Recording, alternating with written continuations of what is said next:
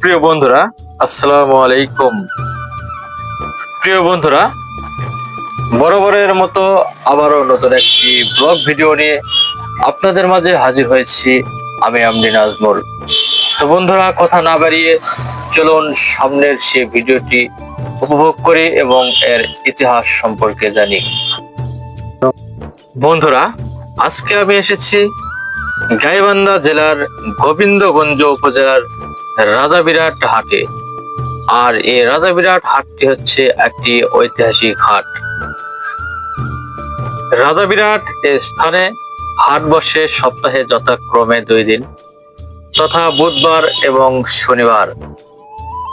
বন্ধুরা, এটি স্থানীয় কৃষকদের উৎপাদিত পণ্য বেচা কেনার জন্য একটি পরিচিত বাজার।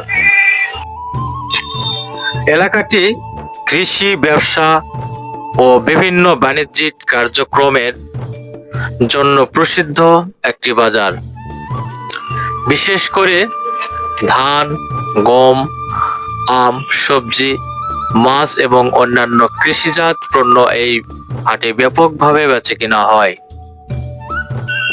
প্রিয় বন্ধুরা, ধারণা করা হয় অতীতে এখানে একজন রাজা ছিলেন এবং তার নাম ছিল বিরাট, এবং তার নাম অনুযায়ী এই জায়গাটির নামকরণ করা হয়েছিল রাজাবিরাট।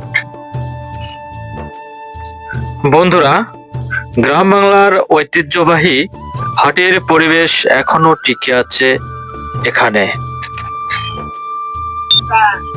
প্রিয় বন্ধুরা, এই জায়গাটি শুধু বেচা কেনার জায়গা নয়, বরং সামাজিক, অর্থনৈতিক ও সাংস্কৃতিক দিক থেকেও গুরুত্বপূর্ণ। রাজাবিরাট হাটের ব্যবসা স্থানীয় অর্থনীতিকে শক্তিশালী করেছে এবং অনেক মানুষের জীবিকার উৎস হিসাবে উল্লেখযোগ্য। বন্ধুরা, এই বাজারে এসে আমার অনেক ভালো লেগেছে এবং আমি প্রায় এই বাজারে আসি, আমার নিত্য প্রয়োজনীয় জিনিসগুলো ক্রয় করে নিয়ে যাই। তো বন্ধুরা, আপনাদের এই বাজারটির ভিডিও কেমন লেগেছে তা অবশ্যই কমেন্ট বক্সে জানাবেন এবং পারলে ভিডিওটি শেয়ার করে দিবেন। বন্ধুরা, আবারও আপনাদের এই বাজারের লোকেশন জানিয়ে দিচ্ছি। গাইবান্ধা জেলার গোবিন্দগঞ্জ উপজেলার রাজাবিরাট নামক স্থানে এই রাজাবিরাট বাজারটি অবস্থিত। তো বন্ধুরা, আজ এ পর্যন্তই। সবাই ভালো থাকবেন, সুস্থ থাকবেন, নিজের খেয়াল রাখবেন। আল্লাহ হাফেজ।